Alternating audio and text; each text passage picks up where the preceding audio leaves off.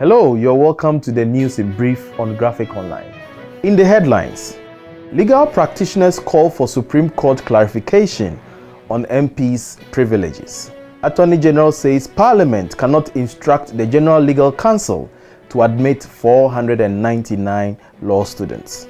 Court finds reckless Mercedes-Benz driver, and 17 people killed and 16 injured in Ofinso Abofu Road accident. And now the news in brief. Last week's confrontation between the Member of Parliament for Madina, Francis Xavier Sosu, and the police over an attempt to arrest the MP has opened up a conversation on parliamentary privileges in line with Article 117 of the 1992 Constitution. Last Monday, Mr. Sosu led his constituents in a protest over bad roads. The police claimed some of the protesters flouted the law and blocked some roads aside the destruction of public property.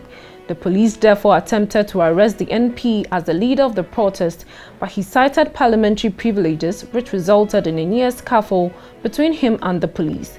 Mr. Sosu reported the incident to the Speaker of Parliament, who in turn declined a police notice to the Parliament inviting the MP for questioning. The Speaker of Parliament, Alban Bagbin, in declining the police invitation, indicated that Mr. Sosu cannot be released to assist with investigations because he has parliamentary duties to attend to.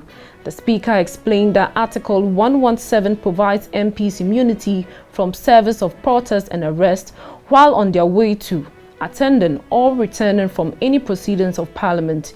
Following the public discourse, some legal practitioners have called for a Supreme Court interpretation on the article. Meanwhile, the Acting Director General of Police Public Affairs, ACP Kwesi Ofori, says the police will seek an order of criminal summons from the court to question the Madina MP. We can go in, with a criminal summons, serve him, and if he fails, and in the wisdom of the court, it issues a warrant of arrest, then we implement it. Minority Leader Haruna Idrisu, speaking on the matter, has also said that Parliament will only comply with the police directive provided due process is followed. We are law-abiding. We are not above the law. We've always subjected ourselves to the Constitution and the laws of Ghana. Any day, any time, I'm ready to walk in to the IGP or to the Greater Accra Regional Police Command or to any other law enforcement agency with Honorable Sosu, provided due process is followed and our processes and procedures for 7 sitting members of Parliament with criminal and civil processes are respected. This is all we are demanded, but not equating ourselves as being above the law or above law enforcement. Seldom to add, read Article 57(5) of the Constitution. The President shall not be subject to any criminal or civil proceedings whilst in office. Is that to suggest that tomorrow any overzealous police can say that he is demanding to investigate the police, and then we say that yes, let him proceed because the President is not above the law, because the President is also a citizen of Ghana? No, the Speaker is simply demanding respect for process and procedures.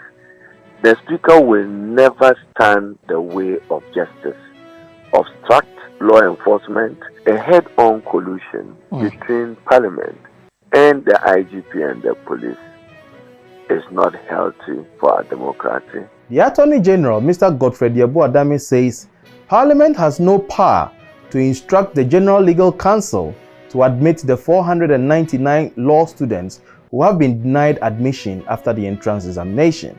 Parliament last week directed the General Legal Counsel to admit the students. In a letter to Parliament, the Attorney General says the legislature has no rule to issue that directive under Article 106 of the 1992 Constitution. He explains that the General Legal Counsel has the power to regulate admission of students, and therefore the resolution passed by Parliament cannot be considered since Parliament has no constitutional powers for that directive. Meanwhile, Mr. Yeboah-Dame has also stated that Parliament got it wrong by stating in its resolution that the General Legal Counsel advertised a 50% pass mark for admission in accordance with the advertised rules of the entrance examinations. The reckless Mercedes-Benz driver who was last week arrested by the police has been fined by the La District Court.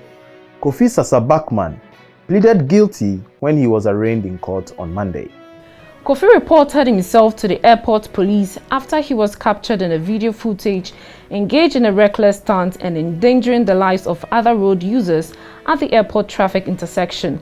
He was charged with 5 counts of careless and inconsiderate driving, racing on street, causing danger to other road users, dangerous driving and neglect of road traffic signals towards red lights. We end the news in brief on a rather sad note. An accident on the Ofeso-Abofo Road in the Ashanti region has claimed the lives of 17 people and injuring 16 other persons. The accident involved a Mercedes-Benz Sprinter bus and an articulated truck. According to the police, the driver of the truck was dozing off, which led to him veering off into the lane of the Sprinter bus, resulting in a head-on collision. The truck driver is said to be in a critical condition, while the Sprinter bus driver was among the deceased. News in Brief was brought to you by Graphic News Plus. Download your Graphic News Plus now and choose your preferred package daily, weekly, monthly, and annually, and access free news on various interest areas as well. Graphic News Plus, connecting people through news. Thank you for watching. We'll see you again with another edition. Stay safe and protect yourself from COVID-19. For more news, visit graphic.com.gh or log on to Facebook at Daily Graphic and on YouTube at Graphic GH. I am Enoch Dafa Frimpong. Subscribe now.